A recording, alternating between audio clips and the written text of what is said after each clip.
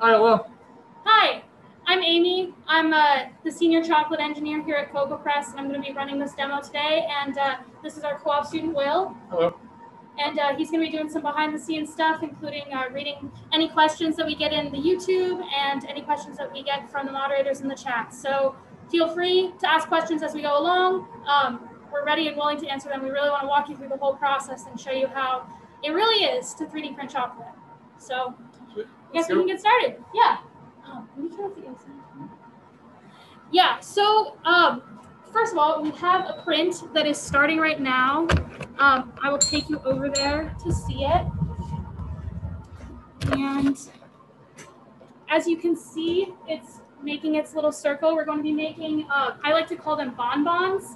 They're little, it's a half sphere that's got really cool geometric-y patterns on the top, and it has gyroid infill, which makes it really interesting tasting as well. And it's out of dark chocolate. We're really going to be focusing on dark chocolate today, but you can print with any type of chocolate you want in the printer, which is great. So first of all, to explain how you get chocolate in the printer in the first place. So I'm going to show you guys the tempering and the casting process today, but this is what the chocolates look like right before they go in the printer. It kind of looks like a big crayon or a Tootsie Roll. And basically what you do, this is our extruder, and you drop the chocolate into the extruder, and it just kind of slides in there really nicely. This part comes off for cleaning, but I'm just going to take it off to show you how the chocolate looks in there. It's right there. So our nozzle is on. And this is a 0.8 millimeter nozzle, by the way. This is our standard size. This is inside the printer, and it's what it locks into. So you slide this in here. You slide these little wings in, and you lock it. And then it stays and it moves around during the print like a regular extruder on a 3D printer. So now that you understand how you load chocolate into the printer, I want to show you how we make the chocolate crayons that you just saw me load into the extruder. So over here we've got our professional tempering machine. Our chocolate refills that we sell eventually are going to be made by a professional chocolate contract manufacturer who's going to cast them for us using a really large version of this. But basically, it's a machine that really precisely controls the temperature of the chocolate while spinning it to give it kind of like a sheer mixing throughout the whole process. And we've already gone through the steps of tempering, which are to heat it up until it's melted, to, oh, sorry, my lighting's a little weird. To heat it up until it's melted, cool it down until it's a little bit below the crystallization point of the chocolate, and then heat it up just a little bit more so that it is a good viscosity for us to pour into our molds. So the really exciting part is pouring it into the mold. So we prepared that for you guys, and this is our skimmer that allows us to pour it into the mold. So you just pop this in the machine, lock it into place, plug it in, and then you can control the speed of it. And these are our molds. So I'm going to turn on the skimmer here, and you see the chocolate start to come up and over. And it looks like it's not going to make it back into the mold, but I promise it will. So I take this, and I've got a plunger that I will use to push down the chocolate. It's kind of similar with these molds to how you would load a syringe that say like a doctor is giving you a shot, they fill it and then they push it a little bit to get rid of the bubbles. So I'm going to load some chocolate in here until it's pretty full.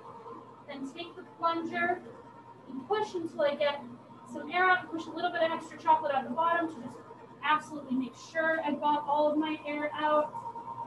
Then I'm going to cap it so that you've got a fully loaded chocolate cartridge that makes those refills that you saw me load in earlier. And I just set that in my nice little stand that I 3D printed to cool, and you leave those for the rest of the process. So that's how we temper chocolate right now for R&D, and that's going to be done in a large-scale contract chocolate manufacturing shop. So it's going to be really repeatable. All of our chocolate is going to be high quality, and it'll be the same chocolate we're using right now, but it will be professionally tempered, so you can ensure that you can use the exact same process every time and get a really consistent, good result. So back to the printer, I can describe a little bit more about what's happening right now. So it's running this bonbon print that I was telling you about, and it's going up layer by layer. You can see our extruder moving around. It's the same metal piece that I showed you earlier. It's just wrapped in a plastic shroud. And something that is a question we've been getting a lot recently is, can you use your own chocolate in the printer? And the answer is yes. We sell the chocolate refills so that people without access to that rather expensive tempering machine I showed you earlier can put chocolate that we supply in there and get the same result every time really repeatably. But if you know how to temper chocolate, if you are really into using your own type of chocolate, you can just cast directly into the metal cartridge I showed you earlier, allow that to cool, then put it in the printer and print with it. And essentially, until we get our refills from our contract manufacturer, which they're coming in really soon, I'm excited to try working with theirs a little bit more extensively than just the samples that I've seen. But what we're doing right now is exactly that. We're using our chocolate, we're tempering it in-house, casting it, and then putting it into the printer. Except in our case, we're casting it into these plastic molds that we have rather than directly into the metal extruder. So some other interesting things about the printer. It has a temperature control of 0.1 degrees Celsius. So that's really precise and really important, because with chocolate, if chocolate is, it's really important to have a very specific crystal structure with it that is this type called beta 5. It's one of 6 different types of crystal structures that chocolate can form, and it's the kind that makes it shiny and gives it that really nice snap that you get when you have a good bar of chocolate. And it's really important to chocolatiers to be able to get that crystal structure reliably every time. And a question we get really often is, well, so you have a printer that's melting the chocolate, how are you not killing the temper, which is basically melting out all of those good crystals? And the answer is, because we have that really precise temperature control, we can soften the chocolate just enough to where it can extrude, but not so much that it melts all of those grains and kills the temper.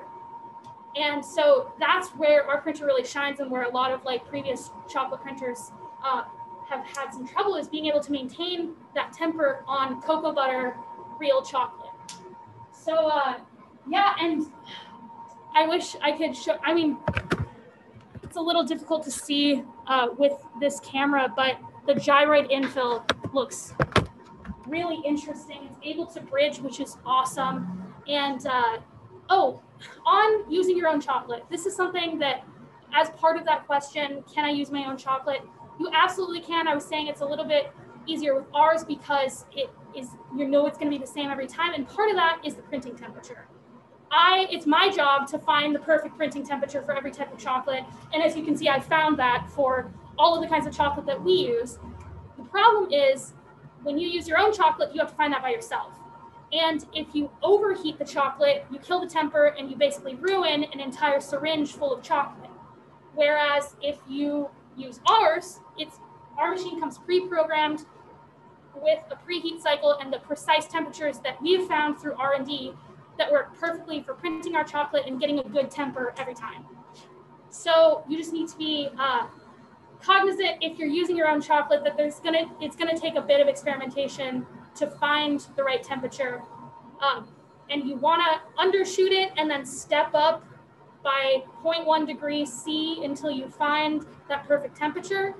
And it is well worth it. Once you find that temperature and you see your first beautiful shiny print come to life in front of your eyes, it's a beautiful thing. So yeah, that's kind of the process. Right now, we're printing off of the computer so that we have a little bit more control during the R&D process, but with the printers that we're selling, you're going to be able to print completely off of an SD card. So you just pop an SD card into a slot that's going to be on the side of the printer. With the print menu, you select your print out of the set of G-code that you have on your SD card, and you hit print. And after that, you will be able to print beautiful chocolate prints. And you don't have to know CAD, although I know at New York Maker Faire, most of you know CAD. But you don't have to know CAD to use this printer. We have a Prusa Prints library that we will be putting lots of G-code for letters, numbers, shapes, cool things that we make here, so that whoever wants to use the printer can just grab those G-code files, put them on their SD card, and throw them in the printer. And when we ship the printer, we're going to be shipping it with an SD card with a whole assortment of these types of prints already loaded on it. So you can just, once you get the printer, drop your chocolate in, heat it up, pop an SD card in, and print right away. So, yeah. Do we have any questions in the chat? Has anyone asked anything? Okay.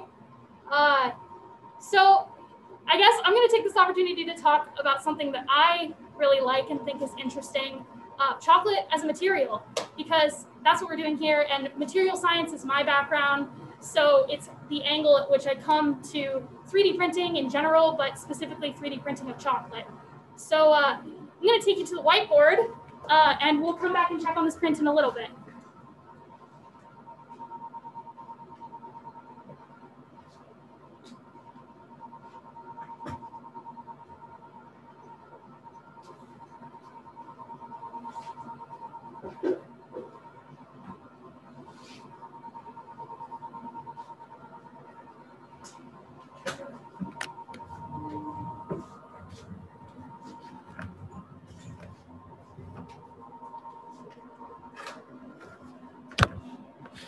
All right, hope you enjoyed that brief intermission. Here we go. So when you 3D print plastic, as you know, you have your extruder filament that comes in, melts really quickly in your extruder, and comes out the tip to form whatever shape you want to make, as you know, in slices. It's exactly the same thing with chocolate, except instead of having this long filament, we drop the chocolate into your extruder. So this is that chocolate crayon that I showed you guys earlier. And we extrude it out of the tip to form layers. Something that's really important, though, is the temperatures at which this happens. With plastic printing, you have a wide range of temperatures where you have a good viscosity and you can get the plastic to come out really evenly and form whatever shape you want. With chocolate, you have to be much more careful. That temperature range is so much smaller because you don't want to kill the temper of the chocolate. You don't want to melt all of those good crystals that make your chocolate shiny and give it that good snap and make it delicious. So where our printer excels is being able to hit that perfect temperature and at the same time cool our chocolate to make sure that the layer before the layer printing right now is solid enough to hold up the layers that are coming next. And so we have a cooled build enclosure that allows us to do that. The question we get really often from the maker community is your build chamber heated? Because in most 3D printers, as you guys know, the bed is heated so that you don't shock your plastic, because when you're printing plastic, you don't want it to cool too fast or else it will warp. But with ours, that isn't the problem. The problem is trying to get it to cool fast enough that it is solid for us to continue printing on top of. So that's what the cooled build chamber is for, as opposed to in normal 3D printing, the heated plate. And that has to do with the material that you're printing. Something else that's really important about chocolate is it's a composite, which complicates the melting and solidifying behavior. With plastic, generally, as you guys know, you print PETG, you print PLA, those are homogeneous material. Chocolate is made of cocoa powder, cocoa butter, sugar, sometimes milk powder, and sometimes full dairy creamer powder or something like that. So all of that together makes for the kind of complicated crystallization behavior that requires a really precise temperature control. So we don't have to worry so much about warping and shocking because our crystal, it's just not going to cool as fast. That comes down to Newton's law of cooling. Basically, the difference between the temperature you start at and the ambient temperature controls the rate of cooling. So in the case of plastic, your plastic is really hot and your environment comparatively is really cold. So your plastic has the potential to cool way too fast and warp a lot because it freezes in a lot of residual stress because it cools too fast. In chocolate, the temperature that we're printing at is around body temperature, which is warm in comparison to ambient temperatures, but not so much warmer that it is causing it to have a really fast cooling rate because that delta is not as big. So we don't have to worry as much about warping and shocking. We have seen some warping, but nowhere near what you would see if you were printing plastic in a cooled building chamber or plastic without a heated bed. So that's something that has been nice to not have to worry so much about coming from a plastic 3D printing background is the warping, because that used to be a huge issue. And I also have done some work in metal 3D printing, and that's an even bigger issue because, as you know, you have to print metals at much higher temperatures. So yeah, and chocolate tempering. When you are crystallizing chocolate, just a time temperature graph, you have temperature and time. What you do, you start with any old chocolate that's at a low ambient temperature, heat it way up so you melt it, drop the temperature to a little bit below this magic temperature called the temper point, which I will explain in a second, and then heat it up to that temper point. The goal of this is to create the kind of good crystals that you want really quickly, and then heat it up a little bit so it has a low enough viscosity to cast, or in our case, extrude. So we're extruding in this magic range right here between the temper point and this area between is kind of called the delta. So we're printing in the delta so that we don't kill those good grains. And once they're printed out, the really tiny grains that are preserved as it comes through the nozzle can cause the solidified chocolate to have that shiny, good temper that is caused by those good grains. So plastic is a little bit less complicated. The reason chocolate is so finicky is because the type of grains that you want the beta 5 are really difficult to make and don't form when you're just cooling it down straight from being hot to ambient. So you have to do this finicky temperature profile, and in here somewhere, usually when you're tempering from scratch, you have to add in a seed chocolate to kind of push it to form the kind of crystals that you want. With plastic, when you cool down from ambient, it forms the exact kind of crystals you want right away. So that's much simpler, and you don't have to, that's one of the reasons you don't have to have this really intense temperature control down to the 10th of a degree Celsius.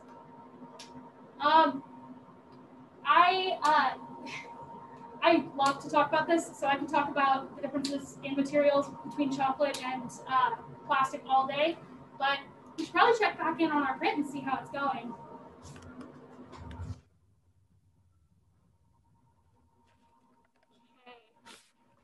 All right, as you guys can see, it's definitely gotten taller, and that gyroid infill, as you may or may not be able to see, looks pretty good. It's able to bridge, which is awesome, and we're gonna get something when we go to eat it that has a really unique thin-walled experience. And I guess I can show you guys the shape that we're making here. It's this kind of dome, but it's kind of hard to see in this, but it has a bunch of facets all over it, because I believe it's an isodecahedron, or one of those really complicated shapes that you learn about in geometry class. So that's gonna be really exciting when it's done. And you know what? I want you guys to be able to see the gyroid infill and it not to be locked in. So I'm gonna stop the print and show it to you right now so you can see what it looks like.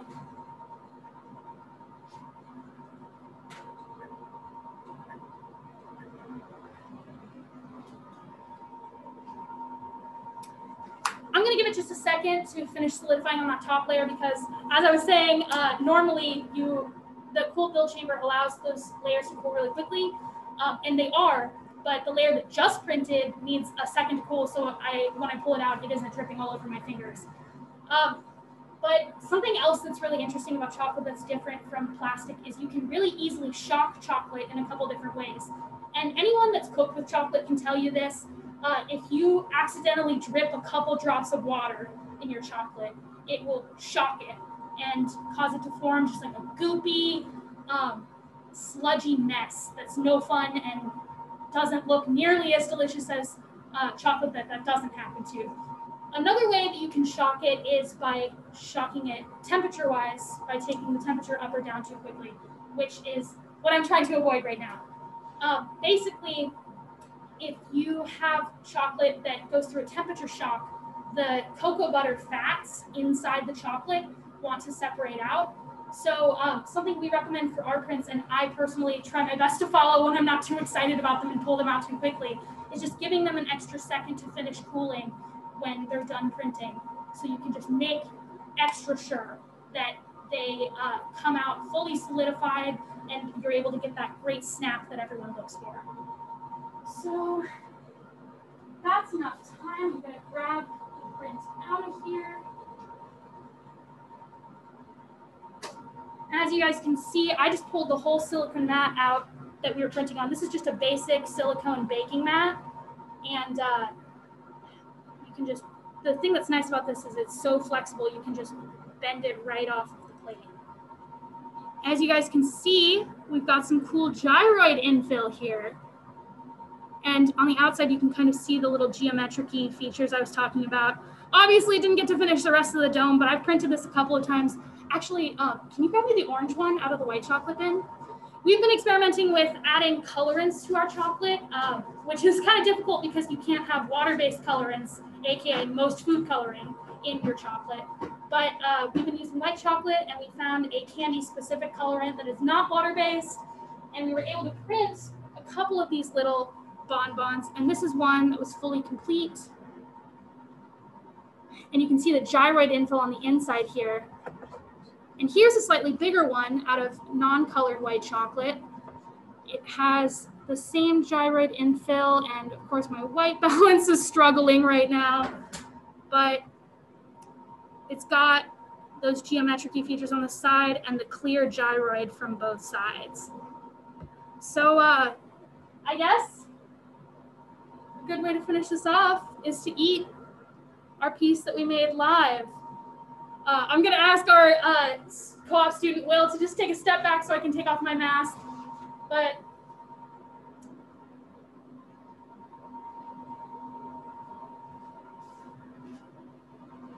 the way gyroid dissolves in your mouth is so interesting.